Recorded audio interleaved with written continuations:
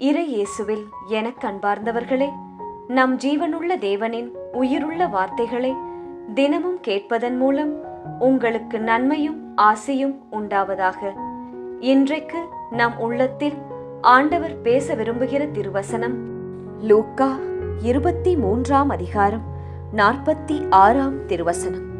தந்தையே, உம் கையில் என் உயிரை ஒப்படைக்கின்றேன் என்று இயேசு உரத்த குரலில் கூறி உயிர் துறந்தார்.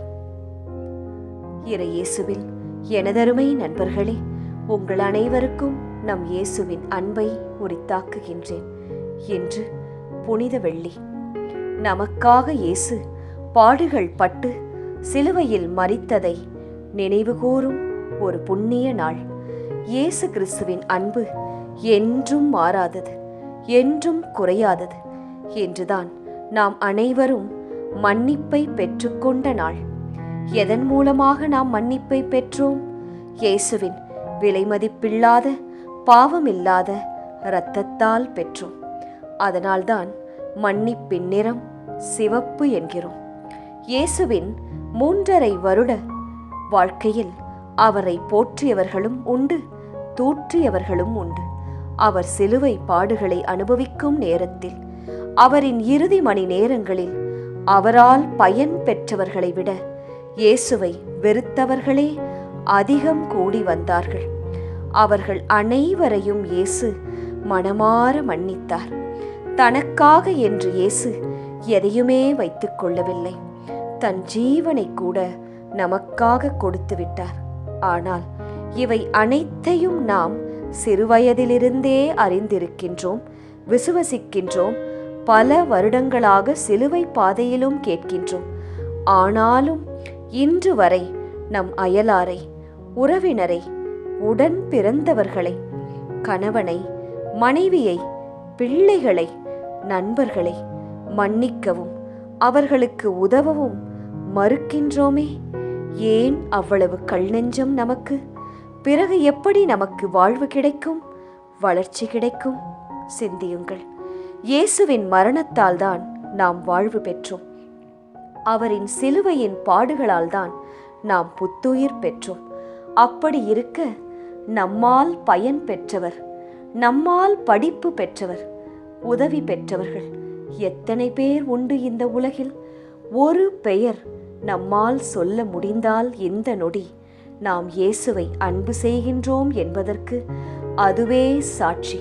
நல்லதொரு வாழ்க்கை வாழ்கின்றோம் என்பதற்கும் அதுவே அத்தாட்சி. சிந்தித்து பாருங்கள். தன்னை அநியாயமாய் பழிசுமத்தி வதைத்தவர்களை கூட இயேசு தன் மரண தருவாயில் கூட மன்னித்தார். அதன் மூலம் மன்னிப்பின் அவசியத்தை நமக்கு உணர்த்தினார். இன்று நமது குடும்பங்களில் அமைதி நிலவ, சந்தோஷமும் சிரிப்பும் பரவ நாம் ஏன் மன்னித்து மறந்து இணைந்து வாழக்கூடாது? வாழ்க்கை சந்தோஷமாக அற்புதமாக இருக்குமே.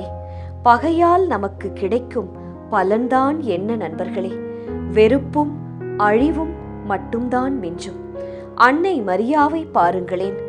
அவரை போல இயேசுவின் வார்த்தையின்படி வாழ்ந்து, சுயநலம் இன்றி கீழ்ப்படிந்து, பொறாமை, பேராசை, வீம்பு இவற்றை விட்டு விலகி அன்பு என்ற அழகிய மாலையை அணிந்து கொண்டு இன்று இந்த புனித வெள்ளியில் வாழ்வோம் என்று தீர்மானம் எடுப்போம்.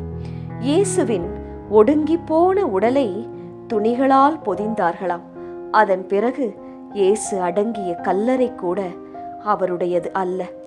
ஆம், சுயநலமே அறியாத அந்த செம்மறி நமக்கு விட்டு சென்ற பாடம் இவை. பேராசை வேண்டாம், விட்டு கொடுப்போம், அமைதியாய் வாழ்வோம். உதவி என்று உன்னிடம் யார் வந்தாலும் முடிந்ததை செய், முகம் சுளிக்காதே. அப்போது நான் ஜெயம் பெற்று உயிர்த்தெழுந்தது போல நீயும் வெற்றிகள் பல பெறுவாய். நம் பாவங்களை இயேசுவின் கல்லறையில் வைத்து மூடிவிட்டு புது மனிதனாக வாழ வேண்டும் என்பதே இயேசுவின் ஆசை. செபிக்கலாமா? இயேசுவே, உண்மைக்கு உயிர் கொடுத்த இயேசுவே, உம்மை அடக்கி வைக்க இந்த பூமிக்கு வலிமை கிடையாது. நீர் 3ஆம் நாள் உயிர் பெற்று எழுவீர், ஜெயம் பெற்று நிற்பீர். உமது அன்பிற்கு அளவில்லை. நன்மைக்கு முடிவில்லை. நீரே எங்கள் நம்பிக்கை. ஆமேன். இயேசு கிறிஸ்துவின் பெரிதான நாமத்தின் நிமித்தம் ஜெபிக்கிறோம். ஆமேன். ஒவ்வொரு நாளும் உங்கள் உள்ளத்தில் ஆண்டவர் பேச விரும்புகிற இறை வார்த்தையை தெரிந்து கொள்ள ரோசரி பிரேயர்ஸ் சேனலை சப்ஸ்கிரைப் செய்யுங்கள். மேலும் உங்கள் நண்பர்கள் மற்றும் உறவினர்களுடன் ஷேர் செய்யுங்கள். நன்றி.